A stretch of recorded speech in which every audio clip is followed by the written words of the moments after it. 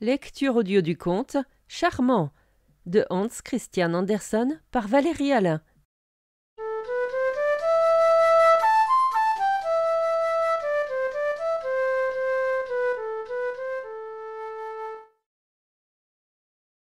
Le sculpteur Alfred, vous devez le connaître.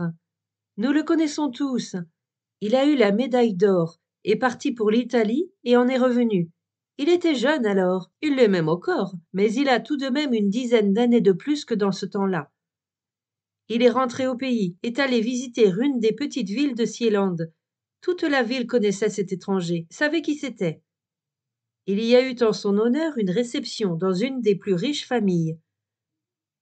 Tout ce qui avait une situation ou quelque bien fut invité. C'était un événement. La ville le savait sans coup de clairon. Apprentis et enfants de petites gens, quelques-uns de leurs parents aussi se tenaient dehors et regardaient les stores baissés et éclairés. Le veilleur de nuit pouvait s'imaginer qu'il recevait, tant il y avait de monde dans son domaine. On en avait comme un goût d'amusement, et on s'amusait en effet, à l'intérieur, où était monsieur Alfred le sculpteur. Il parlait, il racontait, et tout le monde dans la maison l'écoutait avec plaisir, avec onction, mais personne plus que la veuve âgée d'un fonctionnaire. Et pour tout ce que disait monsieur Alfred, elle était un papier brouillon tout frais qui absorbait tout de suite ses paroles et demandait encore, réceptive à l'extrême, incroyablement ignorante, un cas pour une Gasparoseur femelle. Je voudrais voir Rome, dit-elle. Ce doit être une ville charmante, avec les nombreux étrangers qui la visitent. Décrivez-nous Rome. De quoi a-t-elle l'air quand on passe la porte? Ce n'est pas facile à décrire, dit le jeune sculpteur.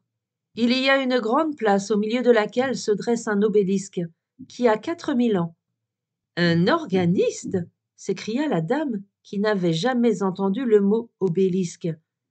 Plusieurs personnes étaient sur le point de rire, et le sculpteur aussi, mais le sourire esquissé tourna en contemplation, car il vit tout près de la dame une paire de grands yeux bleus de mer.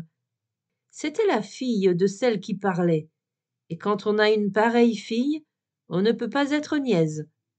La mère était une source de questions torrentielles, et la fille, la belle naïade attachée à sa source. Comme elle était charmante! Elle était un vrai spectacle pour un sculpteur. Mais on ne pouvait causer avec elle, car elle ne parlait pas, ou du moins très peu. Le pape a-t-il une grande famille? Demanda la dame. Et le jeune homme répondit à la question, telle qu'elle n'aurait pu être mieux posée. Non, il n'est pas de grande famille. Ce n'est pas ce que je veux dire, dit la dame. Je veux dire, a-t-il femme et enfants? Le pape ne doit pas se marier, répondit-il. Je n'aime pas cela, dit la dame. Ces questions et ces paroles auraient pu sans doute être plus sensées, mais si elle n'avait pas questionné et parlé de la sorte, est-ce que sa fille se serait ainsi inclinée contre son épaule et aurait regardé avec ce sourire presque touchant? Et monsieur Alfred parlait. Il disait l'éclat des couleurs de l'Italie, les montagnes bleuâtres, la Méditerranée bleue, le bleu du Midi, splendeur qui n'est surpassée dans le Nord que par les yeux bleus de la femme nordique. Et ceci fut dit avec intention. Mais celle qui aurait dû comprendre n'indiqua en rien qu'elle l'eût compris. Et cela aussi était charmant. L'Italie, soupiraient les auditeurs. Voyager, soupiraient d'autres. Charmant, charmant. Oui, quand j'aurai gagné les 50 000 rixdales à la loterie, dit la veuve, nous voyagerons, moi et ma fille. Et vous, monsieur Alfred, vous nous conduirez. Nous voyagerons tous les trois, et 2 ou 3 autres bonnes amies, dit-elle avec un sourire agréable à toute l'assemblée, en sorte que chacun pouvait croire que ce serait lui qui en serait. Nous voulons aller en Italie, mais nous ne voulons pas aller où il y a des brigands.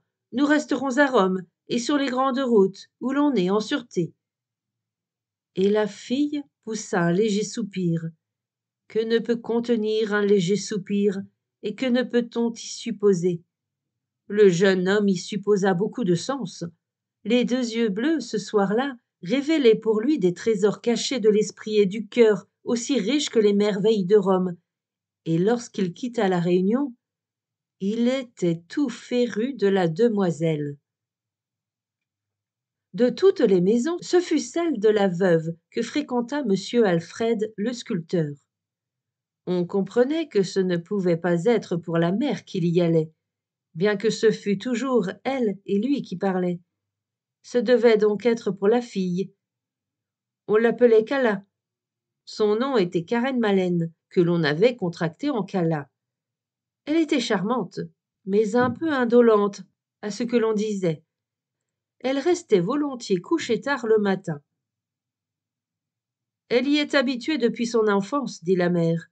Elle a toujours été une petite Vénus, et ces petites-là se fatiguent vite. Elle reste couchée un peu longtemps, mais c'est ce qui lui donne ses yeux clairs. Quelle puissance résidait en ces yeux clairs, ces eaux bleues de mer, cette eau paisible et profonde. Le jeune homme ressentait cette puissance. Il était pris par cette profondeur. Il parlait et racontait, et la mère questionnait toujours avec autant d'animation et d'intrépide simplicité qu'à la première rencontre. C'était un plaisir d'entendre les récits de M. Alfred. Il racontait Naples, les promenades sur le Vésuve, et montrait plusieurs des éruptions en images coloriées. Et la veuve n'en avait jamais entendu parler, ou n'y avait jamais réfléchi. Mon Dieu, dit-elle, c'est donc une montagne qui lance des flammes? Est-ce que personne ne peut en pâtir?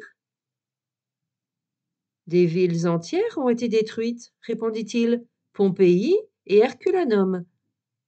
Oh, les pauvres gens! Et vous avez vu tout cela vous-même? Non, aucune des éruptions que j'ai ici en image, mais je vous montrerai sur un dessin de moi comment c'était lorsque je l'ai vu. Il sortit une esquisse au crayon, et la mère, qui était en contemplation devant les images fortement coloriées, regarda la pâle esquisse au crayon et s'écria surprise. Vous l'avez vu flamber blanc? Un instant, la considération de M. Alfred pour la mère baissa. Mais bientôt, en regardant sa fille, il comprit qu'elle n'avait pas le sens des couleurs, c'était tout. Et elle avait ce qui était le mieux, le plus beau, elle avait Cala. Et Alfred fut fiancé avec Cala, c'était bien naturel. Et les fiançailles figurèrent dans le journal de la ville. La mère se procura 30 exemplaires du journal pour y découper ce passage et l'introduire dans les lettres aux amis et connaissances. Les fiancés étaient heureux, et la belle-mère aussi. Elle était entrée, pour ainsi dire, dans la famille de Thorvaldsen. Vous le continuez, en somme, disait-elle. Et Alfred trouvait que c'était spirituellement dit. Cala ne disait rien, mais ses yeux brillaient, sa bouche souriait, tous ses mouvements étaient charmants. Elle était charmante, on ne saurait trop le répéter. Alfred modela les bustes de Cala et de la belle-mère. Assise devant lui, elle voyait comment du doigt il lissait et infléchissait la glaise molle. C'est pour nous, dit la belle-mère, que vous faites vous-même ce travail vulgaire et que vous ne chargez pas votre domestique de gâcher cela? Il est précisément nécessaire que je modèle dans la glaise, dit-il. Oui, vous êtes toujours d'une si parfaite galanterie, dit la mère. Et Cala, sans mot dire, lui serra la main, où la glaise collait. Et à toutes deux il exposa la splendeur de la nature dans la création, et comment ce qui vit est supérieur à ce qui est mort, la plante aux minéraux, l'animal aux plantes, l'homme à l'animal, comment l'esprit et la beauté se révèlent à travers la forme, et comment le sculpteur donne figure terrestre à la plus divine révélation.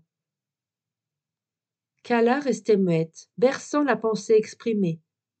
La belle-mère avoua. C'est difficile à suivre, et je suis longue à rectifier mes idées, et elles s'embrouillent, mais je tiens ferme. Et le charme tenait ferme le sculpteur, le remplissait, l'aveuglait et le dominait. Le charme rayonnait de toute la personne de Cala, de son regard, de ses lèvres, du mouvement même de ses doigts. Alfred le dit, et lui, le sculpteur, s'y entendait. Il ne parlait que d'elle, ne pensait qu'à elle. Tous deux ne faisaient qu'un, et ainsi elle parlait aussi beaucoup, car il parlait, lui, abondamment. C'était là le jour des fiançailles, puis vint le mariage, avec les demoiselles d'honneur et les cadeaux, qui furent mentionnés dans le discours du pasteur. Dans la maison de la noce, la belle-mère avait installé au bout de la table le buste de Thorvaldsen, en robe de chambre. C'était lui qui devait recevoir. L'idée venait d'elle. On chanta des chansons et on porta des santés. Ce fut une noce fort agréable et un couple charmant. Dans l'une des chansons, il y avait Pygmalion. Pygmalion a eu sa Galatée. C'est de la mythologie, dit la belle-mère. Le lendemain, le jeune couple partit pour Copenhague, où il devait s'installer. La belle-mère les accompagna pour s'occuper des gros travaux, disait-elle, c'est-à-dire pour diriger la maison. Cala resterait dans l'armoire aux poupées. Tout était neuf, poli et charmant. Ils étaient assis là, tous les trois. Et Alfred, pour se servir d'un proverbe qui illustre bien sa situation, était comme un évêque dans un nid-d'oie. La magie de la forme l'avait ensorcelé. Il avait regardé l'étui, et non ce que l'étui contenait. Et cela est funeste, très funeste dans le mariage. Si l'étui se disloque, et si le clinquant tombe, on se repent d'avoir fait affaire. Dans une grande soirée, il est extrêmement désagréable de s'apercevoir que l'on a perdu ses 2 boutons de bretelles, et de savoir que l'on ne peut pas compter sur sa ceinture, parce qu'on n'a pas de ceinture. Mais il est encore pis, dans une grande soirée, de sentir que femmes et belles-mères disent des sottises, et de ne pouvoir alors compter que l'on aura soi-même quelques traits d'esprit pour effacer la bêtise. Souvent le jeune ménage restait la main dans la main, et il parlait, et elle laissait tomber un mot. Toujours le même air, les mêmes 2 ou 3 sons de cloche. L'esprit du sculpteur souffla lorsque vint Sophie, une de ses amies. Sophie n'était pas très belle. Oh, elle n'était pas contrefaite, un peu tordue peut-être, disait Cala, mais il n'y avait sûrement que des amis pour s'en apercevoir. C'était une fille très sensée, et Cala n'imaginait pas qu'en cela elle pût devenir dangereuse. Avec elle entra un souffle rafraîchissant dans l'armoire aux poupées. Et l'on avait besoin d'aérer. Tout le monde le sentait bien. Il fallait de l'air. Et ils sortirent prendre l'air. La belle-mère et le jeune couple partirent pour l'Italie.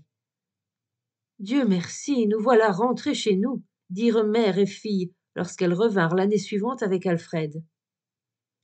Ce n'est pas un plaisir de voyager, dit la belle-mère. C'est ennuyeux, à vrai dire. Excusez-moi de dire cela. Je me suis ennuyée, bien que j'eusse mes enfants avec moi. Et ça coûte cher, très cher de voyager. Tous les musées qu'il faut voir, tous les endroits où il faut courir. On ne peut pas tout connaître quand on revient et qu'on vous interroge. Et l'on apprend que c'est ce qu'il y a de mieux qu'on a oublié de voir. Ces éternelles vierges m'ont ennuyé à la longue. On finit par devenir soi-même une Madonna. Et quelle nourriture, dit Cala. Pas un bon bouillon, dit la mère. Elle est lamentable, leur cuisine. Et Cala était épuisée par le voyage, d'un épuisement qui se prolongeait. C'était là le pis. Sophie vint dans la maison, et ce fut très utile. Il fallait reconnaître, disait la belle-mère, que Sophie s'entendait au ménage et à l'art, et à tout ce dont, faute de fortune, elle n'avait pas les moyens, et de plus, elle était loyale et profondément dévouée. Elle le montra bien lorsque Cala fut malade et déclina. Quand l'étui est tout, il faut que l'étui soit résistant, sinon c'en est fini de l'étui.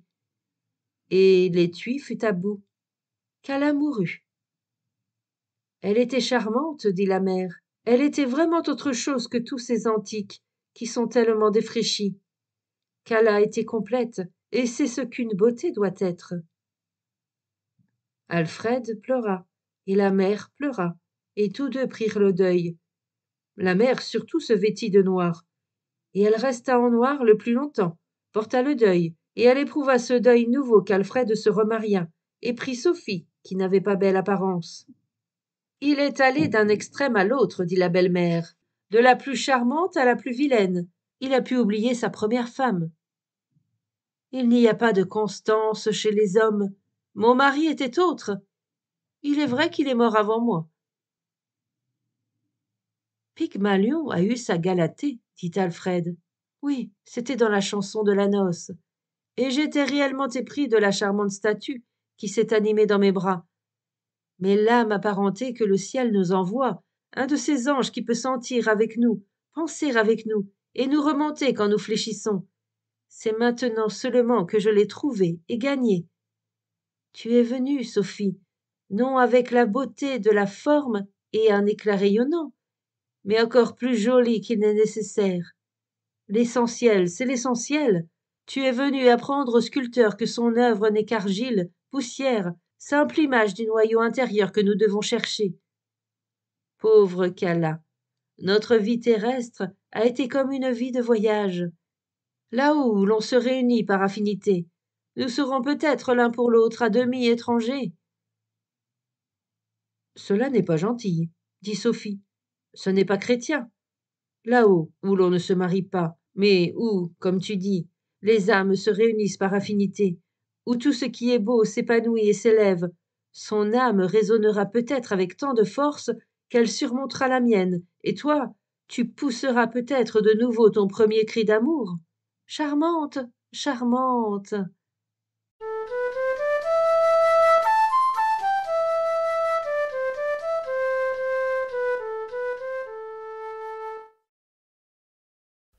Fin de la lecture du conte charmant. Merci de votre écoute. Je vous rends vos oreilles, cœur avec les doigts,